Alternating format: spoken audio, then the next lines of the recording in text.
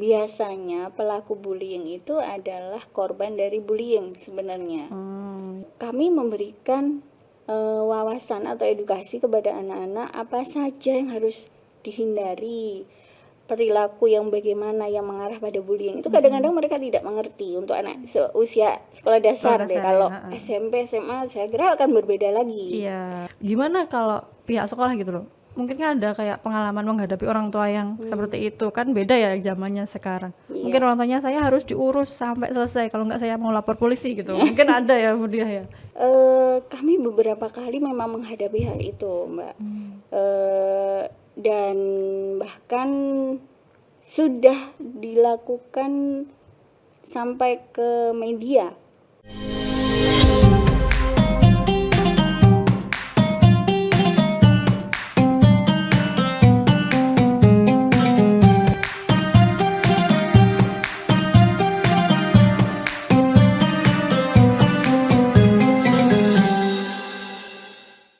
Assalamualaikum warahmatullahi wabarakatuh. Kembali lagi dengan saya Frida di podcast Ramadan Wanita dan Islam. Kita akan membahas tentang kegiatan siswa yang ada di sekolah, terutama bagaimana menghadapi aksi bullying di sekolah. Saya akan kembali lagi dengan Bu Diah yang akan membahas tentang bullying kita hari ini. Iya, baik, siap, Mbak. Bu Diah, kayak bullying itu kan memang tidak bisa terlepas ya dari anak-anak sekolah. Mungkin dari dulu sampai sekarang gitu.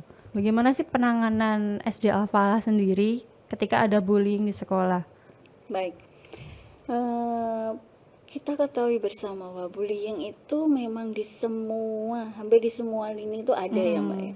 Baik di sektor sekolah, perkantoran, bahkan di keluarga. Nah, biasanya pelaku bullying itu adalah korban dari bullying sebenarnya. Nah, kalau di sekolah kami, salah satu bullying itu termasuk salah satu program di antara program sekolah yang ada. Ada program khusus ya untuk menangani betul. bullying sendiri. Kami menyebutnya program Genting, Gerakan Anti Bullying. Nah, gerakan anti bullying ini dilakukan oleh seorang anak-anak yang tergabung dalam duta afeksi.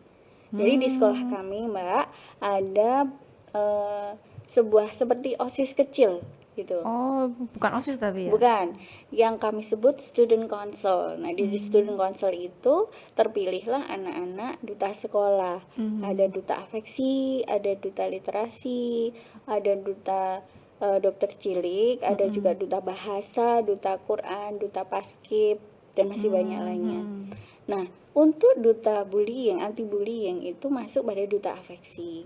Nah, di dalam penanganan di sekolah kami untuk bullying khususnya, itu kami melalui BK yang ada jam di setiap harinya masuk di kelas-kelas, itu memberikan penguatan kepada anak-anak bagaimana sih caranya, apa yang harus dilakukan ketika ada yang melakukan bullying terhadap kita. Nah, membentengi anak-anak itu sebagai mitigasi supaya anak-anak kita siap dalam menghadapi setiap apa yang dialami di sekolah, baik di sekolah maupun di luar, khususnya di sekolah. Karena ruang lingkup sekolah di sini kami membahas tentang sekolah. Nah, karena kita tidak bisa mengendalikan apa yang di luar diri kita. Nah, justru kita harus membekali anak-anak ketika ada bullying yang terjadi pada kita, apa yang harus kita lakukan. Nah, biasanya kan anak-anak takut untuk melapor tuh Mbak. Maka di gerakan anti bullying atau Genting ini kami menyediakan yang namanya T-box. T-box itu ada di setiap kelas. T-box itu artinya telling box. Gitu. Ketika anak-anak itu malu atau takut dalam menceritakan apa yang dialami, maka anak-anak menuliskan di selembar notes gitu, ada sticky note di situ, dituliskan kemudian dimasukkan ke dalam T-box. Nah, yang mengambil nanti setiap satu pekan sekali di setiap hari Jumat itu ya duta anti bullying ini nanti diambil, diberikan kepada kesiswaan, dalam hal ini saya, kemudian ke BK. Nah, itu kami diskusi apa saja yang sedang dialami anak-anak. Kemudian kami pilah. Nah, biasanya terjadi di situ. Ketahuannya di situ. Jadi di Tipox itu apakah murid-murid itu menuliskan bullying aja, apakah cuma kayak bisa curhat juga ke guru? Banyak curhatnya daripada bullying. Sebenarnya T-box itu kan untuk apa yang dialami ketika apakah ada perundungan yang dialami gitu kan sebenarnya. Namun dalam proses sampai dengan hari ini tuh banyak curhatnya. Iya, misalnya hari ini tidak senang ketika datang ke sekolah karena ayahnya baru tiba. Karena biasanya orang tua itu kan ada yang LDR gitu ya, sehingga 2 bulan sekali atau 1 bulan sekali gitu. Sebenarnya dia masih rindu sama papanya, namun harus ke sekolah. Itu banyak seperti itu. Nah, kembali ke gerakan anti bullying tadi, kami memberikan wawasan atau edukasi kepada anak-anak apa saja yang harus dihindari, perilaku yang bagaimana yang mengarah pada bullying. Itu kadang-kadang mereka tidak mengerti untuk anak usia sekolah dasar deh. Kalau SMP, SMA saya kira akan berbeda lagi. Nah, kami memberikan pemahaman itu melalui kampanye anti bullying yang dilakukan oleh anak-anak duta anti bullying. Oh, jadi tugasnya anak-anak duta ini untuk melakukan kampanye. Betul, itu di kelas-kelas sih, setiap kelas ada bagian-bagiannya. Jadi mengkampanyekan gerakan anti bullying dan apa dampaknya nanti. Misalnya memanggil, biasanya kan ikut-ikutan anak SD itu ya.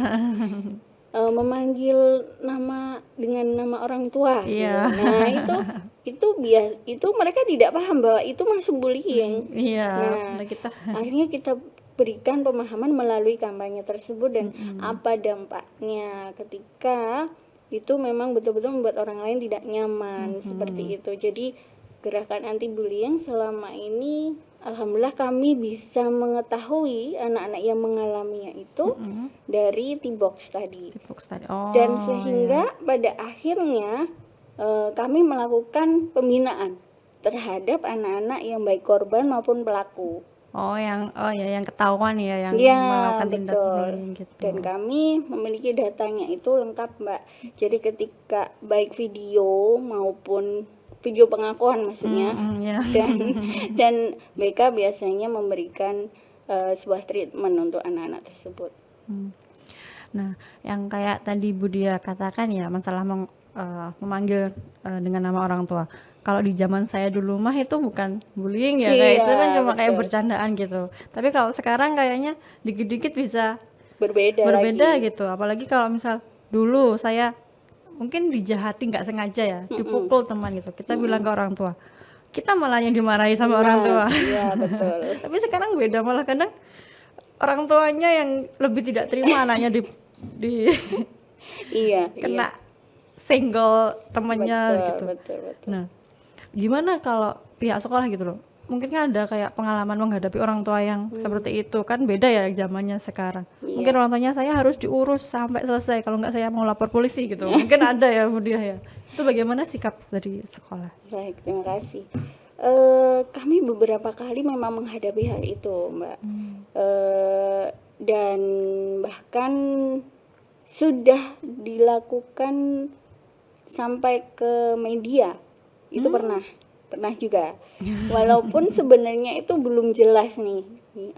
Sekolah sudah menangani, namun orang tua masih tidak kurang dengan tuntutannya begini. Kalau masalah di sekolah itu kan kami selesaikan di sekolah. Sebisa mungkin sebuah permasalahan di sekolah ya di sekolah yang menyelesaikan gitu. Jadi sekolah tidak pernah menemukan antara orang tua dengan orang tua, misalnya orang tua si A yang bermasalah dengan putranya, kami berteman, itu tidak akan pernah terjadi. Jadi karena dari sisi psikologi itu kan juga tidak baik untuk anak-anak gitu. Jadi ketika orang tua menuntut seperti itu, ya kami berikan sebuah pemahaman bahwa masalah yang terjadi di sekolah kami izin untuk menyelesaikan, nanti kami berikan reportnya kepada orang tua dan apa sanksi-sanksi yang diberikan gitu oleh pelaku gitu. apakah ada orang tua yang misalnya dengan ke kantor polisi dan semuanya? Saya rasa di semua sekolah mungkin pernah mengalami pernah mengalami. Namun alhamdulillah sampai dengan saat ini masih terkendali dan orang tua di sekolah kami sangat kooperatif dan mau memahami tentang bagaimana cara berkomunikasi, bagaimana prosedur sekolah dalam penyelesaian masalah tersebut, itu masih mau menerima. Alhamdulillah. Jadi memang wali murid di sekolah kami itu insya Allah mempercayakan hal itu pada sekolah dan selama ini memang demikian. Namun bukan berarti kami tidak melakukan tindak lanjut. Jadi pasti kami lakukan dan kami laporkan kepada wali murid bahwa sanksi yang diterima seperti ini. Terus nanti kami sudah menyelesaikan dalam tahap seperti ini. Itu kan berikan laporan secara berkala.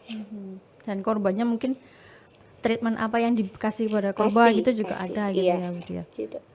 Nah, bullying ini ya kan emang luas ya. Mungkin kayak pengaruhnya itu dari banyak aspek gitu loh. Bisa dari keluarga, lingkungan, dan mungkin salah satu yang paling penting itu dari gadget ya. Apalagi zaman sekarang gitu. Nah, bagi murid-murid di Al-Falah itu apakah ada aturan khusus untuk penggunaan gadget di sekolah? Baik. Kalau di sekolah kami memang di awal perjanjian, kesepakatan. Nah, di kesepakatan pada waktu wawancara itu memang tidak diperkenankan anak-anak untuk membawa gadget.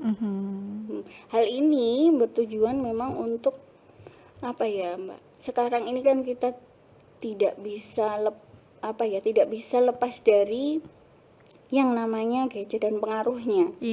Dampak yang ditimbulkan oleh gadget itu kan sungguh luar biasa, termasuk bullying itu salah satunya. Gitu. Karena anak-anak di usia SD tentu saja sekolah dasar itu belum memahami. Sebenarnya yang mereka sampaikan di Instagram, kan mereka sudah memiliki tuh Instagram. Kelas atas itu pasti sudah memiliki kelas 4, 5, 6 itu pasti. Instagram atau apa yang lain itu mereka menanggapi sesuatu ya sesuai dengan yang mereka dengar. Nah, kalau sekolah biasanya kami lakukan jejak telusur gitu. Jadi akhirnya kami juga menemukan beberapa hal yang memang dalam tanda kutip kurang pas yang dilakukan oleh misalnya dengan mengomentari status temannya, misalnya seperti itu. Itu kami screenshot sebagai data. Itu kami lakukan pemanggilan. Ada yang seperti itu. Nah, kalau untuk penggunaan gadget di sekolah itu memang ada pelarangan. Nah, bagaimana ketika anak-anak memang memerlukannya? Nah, memerlukannya itu biasanya di kelas 6. Kalau kelas 6 itu kan ada yang namanya karya ilmiah remaja. Nah, di akhir tahun kelas 6 biasanya membuat sebuah proyek yang di situ diperlukan memang untuk pengambilan data, kemudian untuk diskusi, untuk pengolahan itu menggunakan gadget, baik HP maupun laptop gitu. Kami perkenankan dengan izin, seizin dan sepengetahuan oleh wali kelas dan juga wali kelas kepada kesiswaan. Pernah kejadian kami juga melakukan seperti random gitu ya, untuk cek anak-anak apakah ada yang membawa diam-diam gitu, dan kami pernah menemukan ada yang membawa diam-diam. Ada yang membawa diam-diam HP itu. Kemudian sesuai dengan kesepakatan ya kami simpan, akan boleh diambil ketika nanti sudah kelulusan. Berarti misal ketangkapnya kelas 4 nanti kelas 6. Iya, kelas 6. Dan begitu. Sudah setiap tahun pasti ada. Yang tahun ini belum ada. Jadi saya biasanya menyimpan banyak HP, Mbak, di sekolah itu dan diambilnya. Walaupun orang tua yang mengambil tetap tidak boleh ya. Iya, tetap tidak kami berikan, sesuai dengan kesepakatannya sudah ada, akan diberikan setelah lulus. Nah, ketika anak-anak sudah akhir tahun mau lulus, biasanya ada tasyakur akhir tahun gitu. Nah, itu boleh nggak usah diambil, itu baru saya berikan. Berarti sudah ngendon sekian tahun. Dari misalnya kelas 5 ya. Yaudah nanti kelas 6 akhir baru diambil. 2 tahun ya jadinya. Iya. Seperti itu. Baik-baik. Tapi tadi yang Budiah katakan tadi masalah jejak apa ya, jejak digital gitu. ya. Itu emang adakah kayak staf khusus yang melakukan itu? Apakah Ada. pelaporan dari murid-muridnya sendiri mungkin? Iya, kadang-kadang ada juga yang memberikan informasi kepada kami di grup. Kan mereka itu kadang-kadang punya grup yang tidak ada ustadznya, tidak ada gurunya, gitu. Nah, itu biasanya lost tuh ngobrolnya. Kadang-kadang juga kami mendapatkan informasi tersebut dari wali murid. Gitu, yang rajin. Ada kan beberapa wali murid itu yang rajin untuk checking HP putra-putrinya ketika malam, apa saja yang dilakukan di grup mana aja, itu kami biasanya mendapatkan informasi dari situ. Nah, itu akhirnya kami tindak lanjuti dan kami berikan pemahaman tentang bijak bersosmed gitu. Nah, itu memang beberapa dari anak-anak, khususnya anak SD, sekali lagi hanya menirukan gitu ya, dan memahami maksudnya apa. Ketika kami tanya ini maksudnya apa gitu, juga tidak mengerti. Ikut-ikutan aja posting gitu. Iya, seperti sudah keren gitu kalau ikut-ikut. Kayak gitu lah, Mbak. Nah, itu kalau misal iya, kembali lagi yang tadi tindakan bullying tadi ya, Budiah. Nah, kalau untuk masalah naksir-naksiran nih, gimana sih? Adakah di kasusnya di SD Al-Falah, misal diceng-cengin, ini kamu sama ini, walaupun sebenarnya kan lokasinya kelas itu berbeda ya antara putra dan putri gitu. Ada, biasanya itu terjadi di kelas besar. Kelas besar itu waktu apa ya? Di kelas 6, di kelas 5 itu sudah mulai. Tapi tanda-tanda itu muncul di kelas 5. Mulainya dari kelas 5. Jadi biasanya gitu. Kebetulan kalau anak-anak perempuan itu lebih terbuka dibanding anak laki-laki selama ini ya. Ketika saya masuk kelas gitu, Ustazah tahu nggak ini adikku, contohnya ini adikku. Adik dari mana? Saya bilang gitu. Loh iya, karena ini naksir ini. Nah ini kan ini adiknya ini, jadi aku jadi kakaknya, aku sama kakaknya, dia sama adiknya, seperti itu. Jadi memang sudah mulai ada rasa itu. Namun kami selalu berusaha untuk menyampaikan bahwa menyukai lawan jenis itu adalah sebuah fitrah gitu. Alhamdulillah kalian itu tertarik dengan lawan jenis gitu. Alhamdulillah, Ustazah bersyukur, biasanya saya begitu. Namun kita harus memanage perasaan kita, khususnya perempuan harus punya value, saya bilang gitu. Jangan karena kita menyukai seseorang sehingga kita lupa terhadap value kita sebagai wanita, saya bilang. Mungkin ya dengan bahasa anak-anak ya, Mbak. Memberikan pemahaman supaya mereka tidak terlalu di situ, dan bagaimana saatnya belum sekarang, nanti gitu. Memang itu hal yang wajar dialami. Bahkan ada yang bertanya, Ustazah dulu seusia kami suka nggak sama cowok gitu. Dibalikkan anak sekarang itu, subhanallah ya. Jadi terus ya saya sampaikan ya, kalau menyukai cowok, kalau zaman dulu kan berbeda dengan sekarang ya. Kalau zamannya Ustazah dulu itu diberikan surat, bukan sekarang kan langsung teks gitu kan, gitu, bukan seperti itu gitu. Jadi saya mencoba untuk memberikan pemahaman kepada anak-anak bahwa menyukai seseorang lawan jenis itu ya wajar, itu fitrah. Namun di usia sekarang sepertinya belum waktunya gitu. Seperti itu, unik ya, Mbak ya. Iya. Begitu. Nah, terakhir nih Budiah, tipsnya buat kita para orang tua gitu, agar mungkin anak-anak kita nanti terhindar dari bullying dan juga terhindar dari jadi pelaku bullying gitu di sekolah. Apa ya, Budiah? Sebenarnya kalau tips dan triks itu, sekali lagi ini kan karena kami berkecimpung di dunia pendidikan, sehingga kami melihat dari perilaku anak-anak ketika di sekolah gitu kan ya.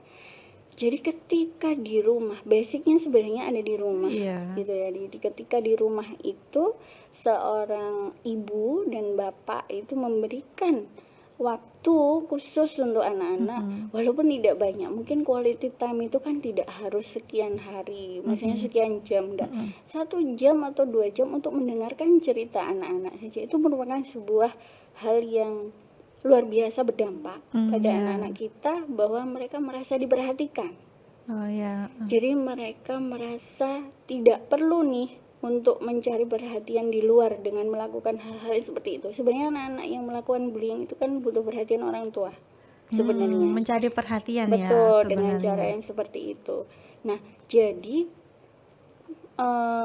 menjaga hubungan dengan anak di rumah, walaupun itu kita tahu ya orang tua sekarang kan memang sibuk. Namun memberikan waktu hanya 30 menit sampai 1 jam, saya rasa juga bukan hal yang berat untuk kita sebagai orang tua, sehingga anak-anak merasa nyaman, merasa dilindungi, merasa homey di rumahnya. Kan kadang mereka ya home tapi mereka tidak feel homey like home gitu kan. Gitu.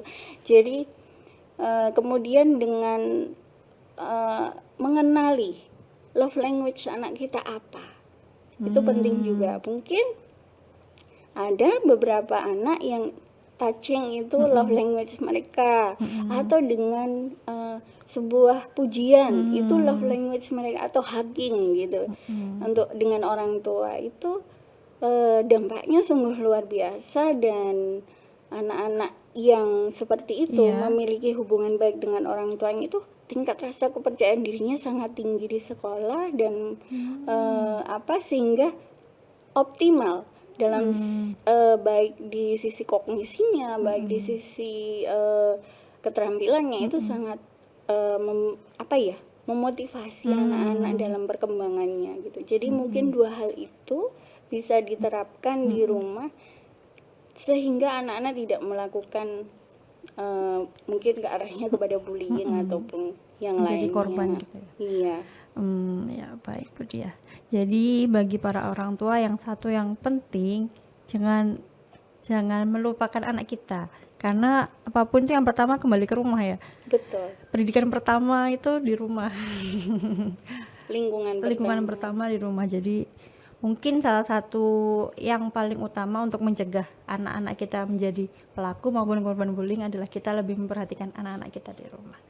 Terima kasih Bu Dia atas waktunya hari ini dan juga ilmunya. Sama-sama Mbak Frida, senang sekali bisa sharing. Mungkin lain waktu kita cari topik yang lain ya, Mbak. Boleh bisa lah. Dan terima kasih juga untuk Tribuners yang sudah menyaksikan podcast kita hari ini. Sampai jumpa di waktu selanjutnya. Wassalamualaikum warahmatullahi wabarakatuh. Waalaikumsalam warahmatullahi wabarakatuh.